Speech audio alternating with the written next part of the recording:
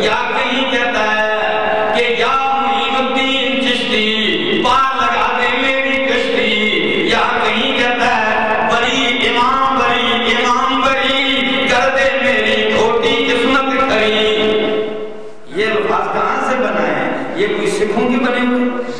اچھا مسلمان کہلانے والا اپنے آپ کو کہتا ہے؟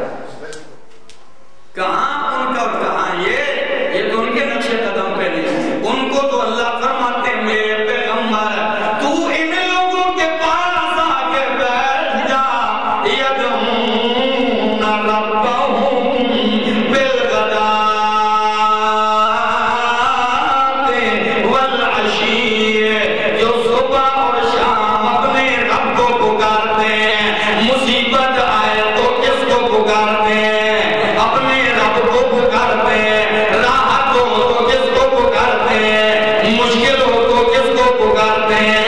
غمی ہو تو کس کو پکارتے ہیں؟ اللہ ہی کو پکارتے ہیں. اور کیوں پکارتے ہیں؟ دکھلاوے کے لیے نہیں. یریدون وجہہ، اسی کی رضا چاہتے ہیں. کہتے ہیں اللہ تو اپنی ذات عطا کر دے، تو راضی ہو جا. ساری کائنات ناراض ہوتی ہے تو ہو جائے، لیکن تو راضی ہو جائے. یریدون وجہہ. ایک مرتبہ حضور اکرم صلی اللہ علیہ وسلم نے صحابہ کو جھڑک دیا، غصے ہو کے جھڑک دیا تو قرآن کی فوراً آیت نازل ہو گئی. فرمایا نہیں نہیں میرے پیغمبر، لا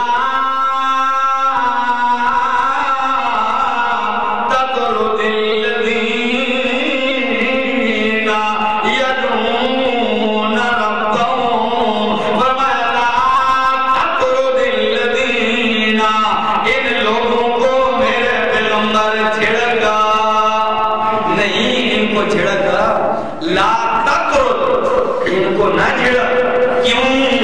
اس لیے انہوں نے جان کی پرواہ نہیں کی، انہوں نے قوم قبیلے برادری کی پرواہ نہیں کی ہے.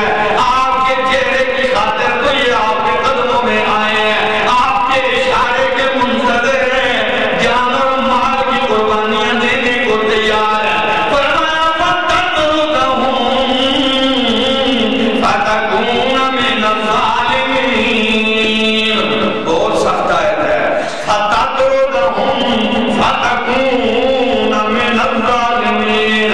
میرے پیغمبر اگر تو نے ان کو چھڑک دیا تو فتکون من الظالمین، تیرا نام بھی ناانصافوں میں سے ہو جائے گا. انصاف نہیں ہوگی، یہ زیادتی ہو جائے گی. فتکون من الظالمین. آخر کیا وجہ ہے کہ یہ لوگ اتنے عظیم ہیں کہ اللہ اپنے پیغمبر کو بھی منع فرما رہے ہیں کہ ان کو نہ چھڑکے؟ اور حالانکہ دوسری آیت اگر آپ دیکھیں تو قرآن نے تو ساری کائنات کا قانون ہی توڑ کے نیا قانون بنا دیا. فرمایا اذا جاءك الذین